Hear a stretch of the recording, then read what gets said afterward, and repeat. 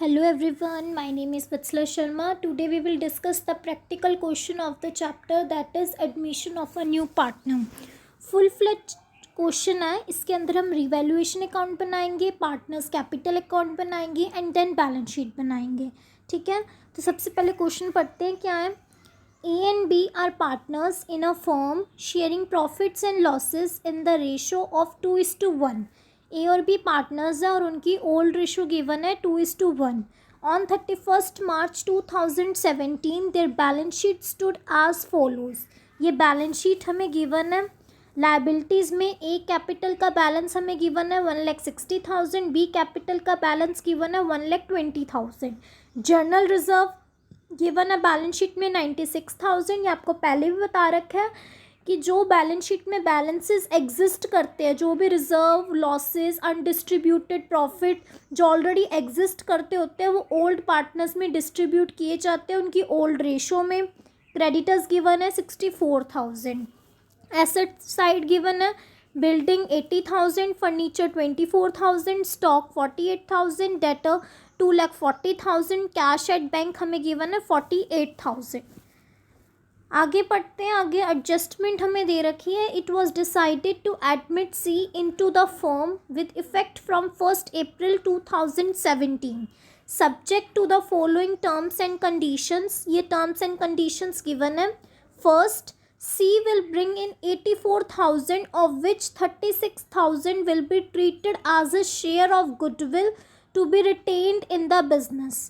84,000 new partner लेकर आ रहा है, उसमें से 36,000 जो है उसका प्रीमियम फॉर गुडविल माना जाएगा.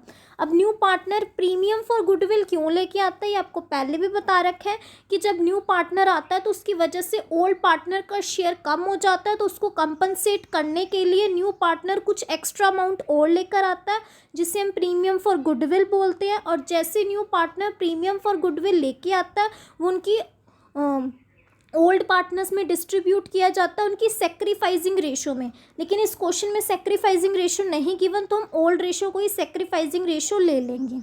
ठीक है, नेक्स्ट पॉइंट गिवन है. C will be entitle to 1/4 share of profit. C 1/4 share से एडमिट हुआ पार्टनरशिप फॉर्म में. 9,000 is to be provided for doubtful debts. 9,000 doubtful debts है हमारे. Depreciation on furniture is to be provided at the rate 5%. Furniture पर depreciation देना है 5% से. और स्टॉक की रीवैल्यूएशन हुई है एट 42,000. ठीक है, ये हमारा कंप्लीट क्वेश्चन है. अब हमने क्या करना है, सबसे पहले हम रीवैल्यूएशन अकाउंट बनाएंगे, फिर हम पार्टनर्स कैपिटल अकाउंट बनाएंगे, फिर हम बैलेंस शीट बनाएंगे. लेकिन उससे पहले हमने वर्किंग नोट शो करने हैं. ठीक है, उसकी हेल्प से हमारा क्वेश्चन अकाउंट्स प्रिपेयर किए जाएंगे. वर्किंग नोट्स में हमने क्या बनाना है, सबसे पहले देखेंगे ओल्ड पार्टनर्स हमारे 2 हैं, ए और बी. उनके बीच में ओल्ड रेशो ये डिसाइड हुई है 2:1. सी न्यू पार्टनर आया, वो 84,000 अमाउंट लेके आया, उसमें से 36,000 प्रीमियम फॉर गुडविल है. जैसे new partner premium for goodwill लेके आता है, वो ओल्ड पार्टनर्स में डिस्ट्रीब्यूट करती जाती है उनकी सेक्रीफाइजिंग रेशो में. लेकिन अगर सेक्रीफाइजिंग रेशो नहीं गिवन तो हम ओल्ड रेशो को ही सेक्रीफाइजिंग रेशो मान लेते हैं. तो 36,000 को 2:1 में डिस्ट्रीब्यूट करेंगे. तो 36,000 इंटू में 2/3 24,000 ये ए का शेयर आ गया. और 36,000 इंटू में 1/3 दैट इज़ 12,000 ये बी का शेयर आ गया. ओके, ये प्रीमियम फॉर गुडविल डिस्ट्रीब्यूट कर दी जाएगी ओल्ड पार्टनर्स के बीच में उनकी सेक्रीफाइजिंग रेशो में. जर्नल रिजर्व भी ओल्ड पार्टनर्स में डिस्ट्रीब्यूट किया जाता है, ये ओल्ड रेशो में डिस्ट्रीब्यूट किया जाता है. जो भी अनडिस्ट्रीब्यूटेड प्रॉफिट, रिजर्व या लॉसेस कुछ भी बैलेंस शीट में एग्जिस्ट करता है, तो वो भी ओल्ड पार्टनर्स में डिस्ट्रीब्यूट किया जाता है उनकी ओल्ड रेशो में. तो 96,000 हमें जनरल रिजर्व बैलेंस शीट में गिवन था, तो ये भी ओल्ड रेशो में डिस्ट्रीब्यूट किया जाएगा ओल्ड पार्टनर्स के बीच में. तो ये 64,000 ये ए का शेयर हो जाएगा और 32,000 ये बी का शेयर हो जाएगा. ओके, नेक्स्ट है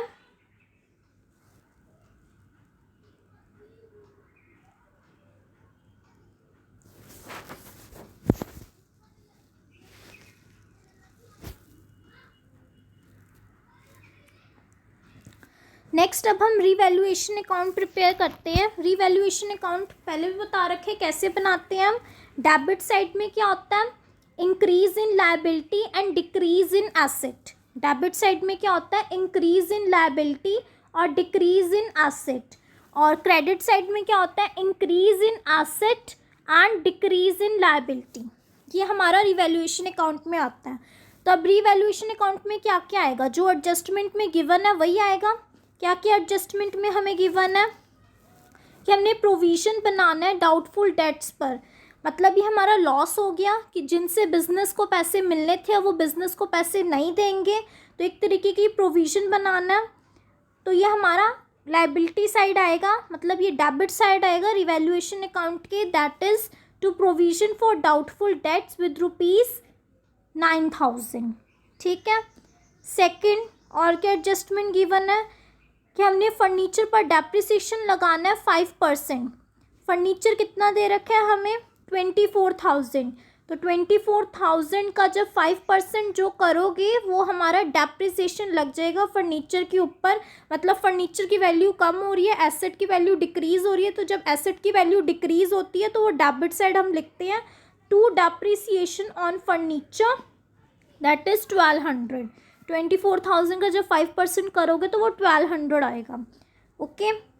और क्या क्या गिवन है, stock is to be revalued at 42,000 की स्टॉक की दोबारा से रिवैल्यूएशन की गई और उसकी वैल्यू निकल के आई 42,000। पहले कितनी वैल्यू थी स्टॉक की, पहले वैल्यू थी स्टॉक की 48,000। अब कितनी वैल्यू रह गई है स्टॉक की, 42,000। तो 6,000 से वैल्यू एसेट की नीचे गिर गई है, डेबिट साइड आएगा। जब डिक्रीज इन एसेट होएगा तो हम डेबिट साइड दिखाएंगे और जब इंक्रीज इन एसेट होएगा तो क्रेडिट साइड दिखाएंगे। तो यहाँ पे डिक्रीज हो रहा है तो इसलिए डेबिट साइड शो होगा। टू स्टॉक, ये यहाँ पे ये भी लिख सकते हैं to decrease in stock. Okay. और देखो क्या है एडजस्टमेंट, स्टॉक हो गई, डेप्रिसिएशन हो गया, प्रोविजन बना दिया। ये तो न्यू पार्टनर लेकर आ रहा है, ये तो कुछ नहीं शो करते हैं। बस यही आएगा रिवैल्यूएशन अकाउंट में। अब हम रिवैल्यूएशन अकाउंट का बैलेंस निकालेंगे। इन तीनों को टोटल किया तो हमारा आंसर आया 16,200। तो जब क्रेडिट साइड शॉर्टेज होती है तो वो लॉस होता है रिवैल्यूएशन पे, और ये लॉस कहाँ ट्रांसफ़र किया जाएगा, पार्टनर कैपिटल अकाउंट में। तो बाय पार्टनर कैपिटल अकाउंट ए और बी में डिस्ट्रीब्यूट किया जाएगा वो 16,200 उनकी ओल्ड रेशो में। उनकी ओल्ड रेशो कितनी है, 2:1।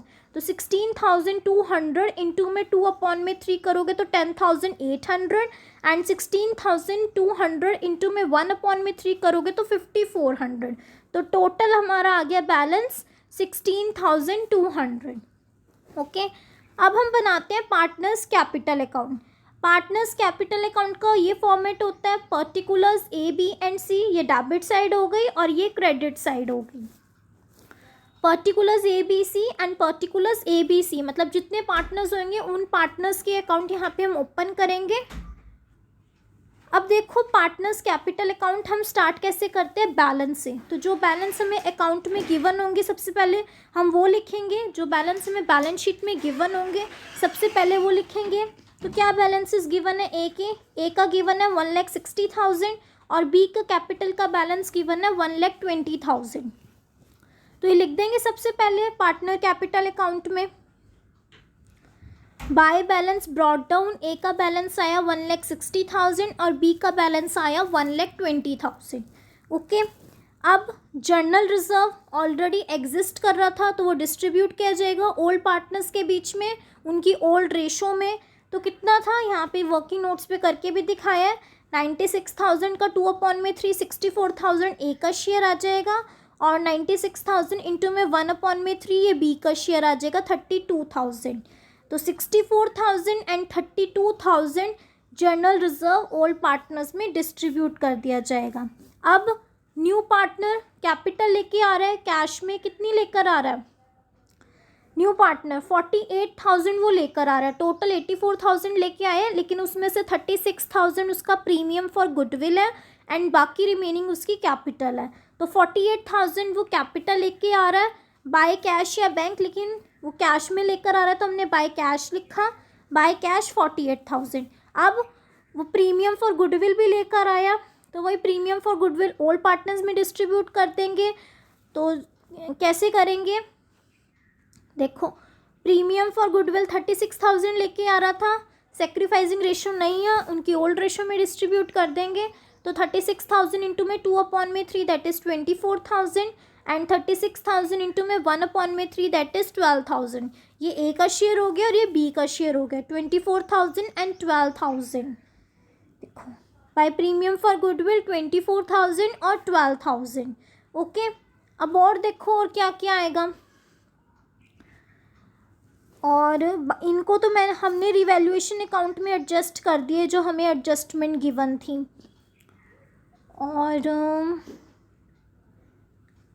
और तो कुछ नहीं आएगा। और बाकी ये जो हमने रिवैल्यूएशन अकाउंट में लॉस ट्रांसफ़र किया था पार्टनर कैपिटल अकाउंट में, ये लिखेंगे, इसका लॉस डेबिट साइड आएगा पार्टनर्स कैपिटल अकाउंट के। टू रिवैल्यूएशन अकाउंट, जो भी लॉस बनता था ये ओल्ड पार्टनर्स आपस में शेयर करेंगे, दैट इज़ 10,800 ए का आ रहा है और 5,400 बी का आ रहा है। अब हमने बैलेंस निकालना है, दैट इज़ क्लोजिंग बैलेंस। जो हमारा ओपनिंग बैलेंस होता है उसे हम बैलेंस BD करके लिखते हैं, और जो हमारा closing balance at the end निकलता है उसे हम बैलेंस CD करके निकलते हैं। तो वही इन सबको टोटल करके इसमें से जो लेस करोगे तो हमारा बैलेंस आ गया 23,7200, बी का आ रहा है 15,8600 एंड सी का आ रहा है 48,000। ओके, ये हमारे आगे closing balances of all the 3 partners. और अब ये सारे बैलेंसेस कहाँ ट्रांसफ़र किए जाएंगे, बैलेंस शीट में लायबिलिटी साइड ऑफ कैपिटल। ठीक है, अब हम बैलेंस शीट बनाते हैं। अब बैलेंस शीट का फॉर्मेट तो ये रहता है, लायबिलिटीज अमाउंट, एसेट्स अमाउंट। तब सबसे पहले हम एसेट्स का देखते हैं। एसेट में सबसे पहले बिल्डिंग लिखा है, तो बिल्डिंग में तो कोई चेंज नहीं आएगा क्योंकि बिल्डिंग की कोई एडजस्टमेंट गिवन नहीं है। तो जो बिल्डिंग की अमाउंट पहले थी वही बिल्डिंग की अमाउंट रहेगी। बिल्डिंग की अमाउंट पहले कितनी थी 80,000, तो वो 80,000 ही रहेगी। फर्नीचर में चेंज आएगा, फर्नीचर की वैल्यू थी 24,000 और एडजस्टमेंट में हमें गिवन है कि फर्नीचर की वैल्यू डेप्रिशिएट करनी है हमने 5% से।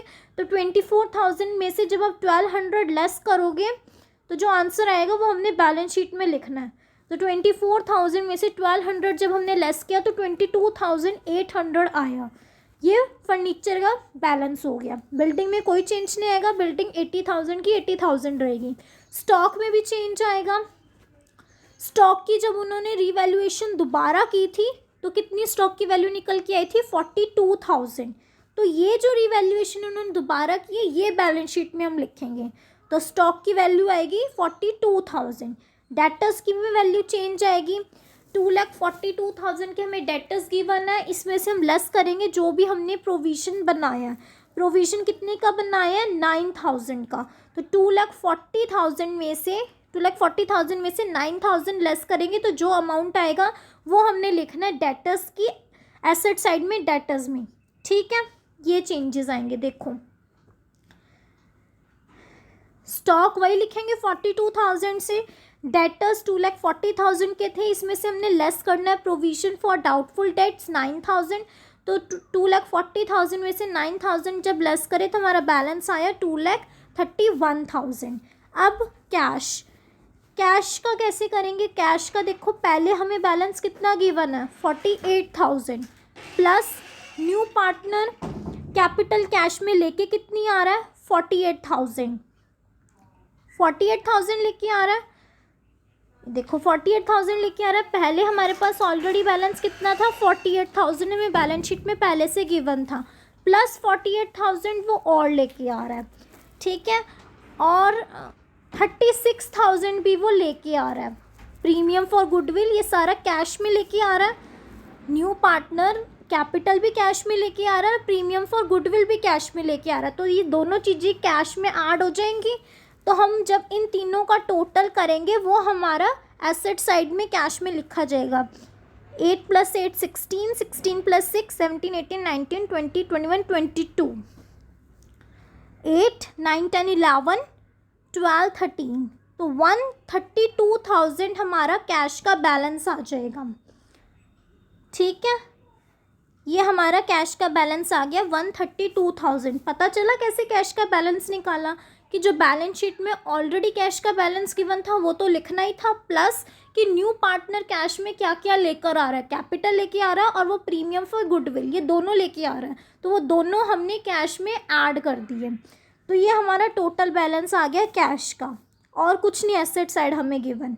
अब आओ लायबिलिटी साइड। लायबिलिटी साइड में क्रेडिटर्स में कोई चेंज नहीं आ रहा, जो क्रेडिटर्स की अमाउंट पहले थी वही कॉपी डाउन कर देनी है।